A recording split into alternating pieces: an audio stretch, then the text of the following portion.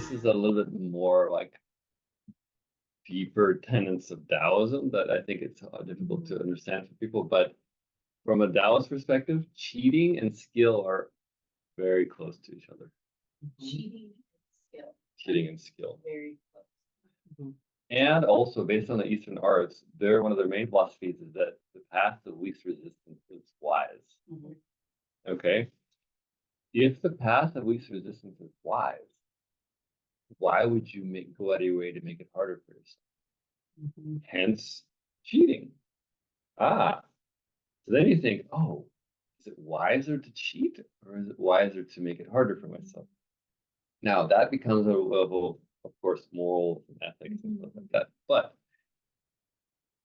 cheating and skill are almost sometimes hard to discern from a Taoist perspective because of the ego needing recognition. So, for instance, if I needed to move that dresser or something like, or that little desk, and I had the option of picking it up and moving it over there by hand, or I could do it with a hand truck. If I did it with a hand truck, would that be cheating? Depends on what my goal is. If I'm trying to show off to my friends how strong I am, maybe, or if I'm trying to get the job done more expediently, I might use the hand truck. So cheating becomes a matter of context. Or do I want to prove to myself something? Like, I don't know, that I've grieved enough for the loss of my mother. And if I haven't, maybe I'm a bad person.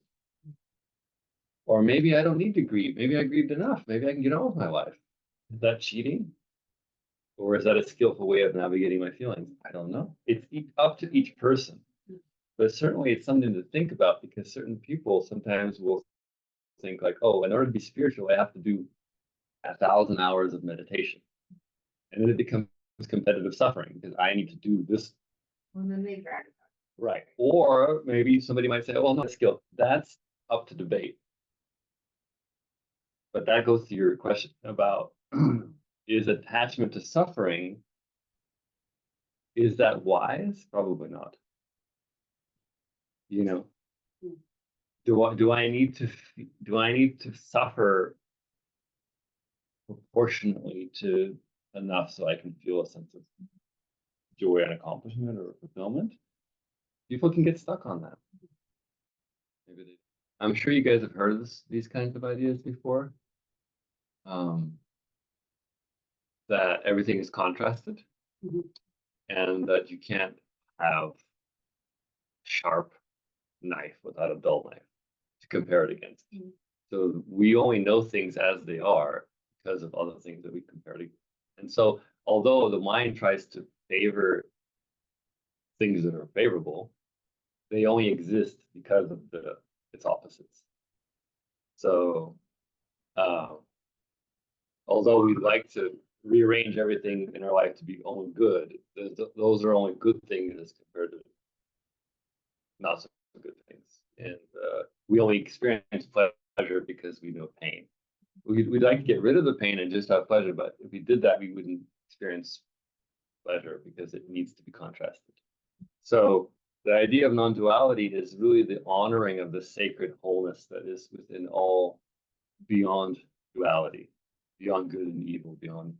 There is something even greater than our sort of allegiance to goodness and all things beautiful and sacred, that there's something even more sacred in the totality of the opposite. Non-duality is the honoring of the secret unity between the opposites. Yes.